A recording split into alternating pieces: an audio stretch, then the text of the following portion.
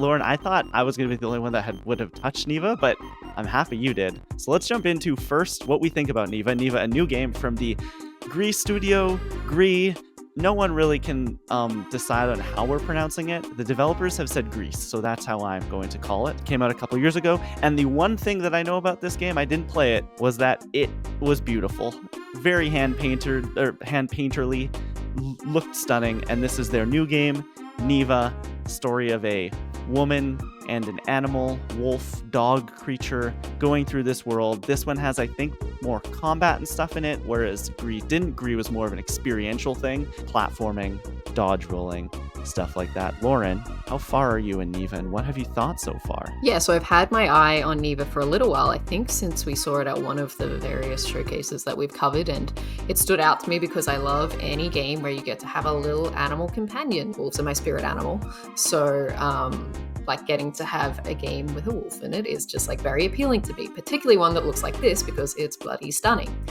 Every frame I've taken about 50 screenshots because every single frame looks so amazing. I'm not very far. I am in fall at the moment, so it goes by seasons, so that's only chapter 2, I think. But what I've seen so far is that it's an amazing game. We're in this kind of fantastical world that, as I've said, is very beautiful. There's these kind of strange creatures that remind me a little bit of Spirited Away. I can't remember the name of the... No Face? Yeah. They look, I don't know, they kind of remind me of that. There is some Ghibli-isms in here for sure. As expected, I love Neva. Neva is the name of the wolf dog thing that you have. And I love that you get to just, like, part of the gameplay is, like, you must give your dog a hug.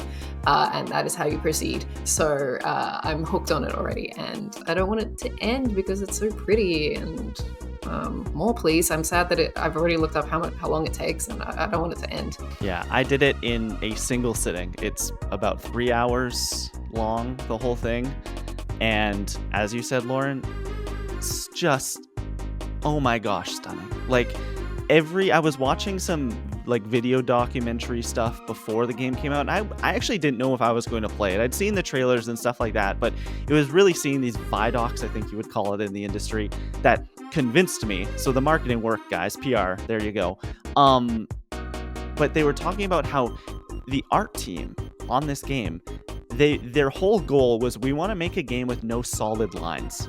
Everything in the game is blotches, so it's very watercolor looking, and it is beautiful. It looks absolutely amazing, and I was kind of taken aback by this special little game. I think the combat in it is great. There are some genuinely hard, like, boss fights and stuff towards the end.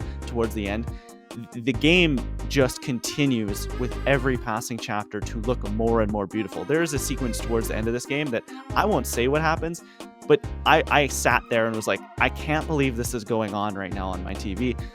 And they pair it with this, like, amazing, really, really, really emotional for me story. Like, I felt things this whole way through, and by the end I was just like, I was sobbing, happy tears and sad tears, and I didn't really think about it when this game was coming out, and I haven't really talked about it here on the show, but a year ago I lost my wolf, my dog, my childhood dog who we'd had for 13 years, whose name was Neva.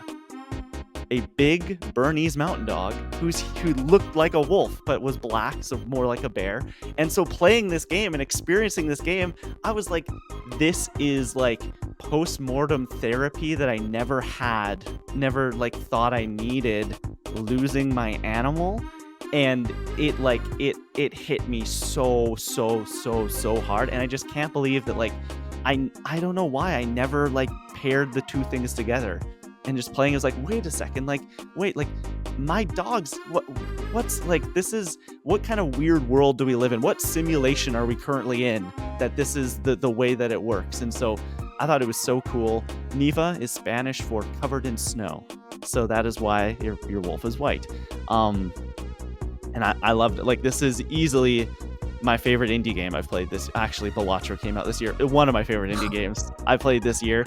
It is up there for one of the best games I've played this year for sure. Like, I think it is just, it reminded me a lot. By the time I ended, I was like, that felt like the first time I played Journey. Like, it was just like this bite-sized, very, very, very resonant experience, and I'd recommend it to anyone. Yeah, and I think it's great as well that, like you say, it's quite a short experience, but that doesn't necessarily mean... I mean, it's not that expensive. I think I paid like 40 Australian dollars for it on the Switch, so it's not like a super full-priced game. But I think it shows that like so much value can be packed into a small experience. I agree for that with Copycat as well and some of the other smaller games that are out there. But what I'm trying to say is like, yeah, you shouldn't overlook a game just because of its price and like whether that should indicate its value, because... clearly like such an amazing experience can come from such a short one as well. And yeah, we kind of look at these massive RPGs like that take hundreds and hundreds of hours, and you know, if that can grip you for 100 hours, that's amazing.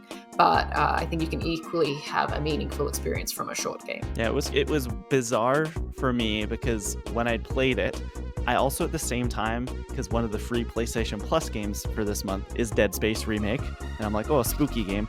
It was weird to see the like encapsulation of the gaming industry as a whole. Finishing Neva, I didn't actually start Dead Space, but I turned it on for a second, and I was like, yeah, maybe not, but like, just that is the complete spectrum of video games as a medium. You have Neva on one side and you have the Dead Space Remake on the other.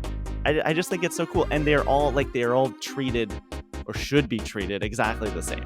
It's got a lot of like Ghibli in it. I think that is also one thing I really liked about it. Like the wolf is so Princess Mononoke.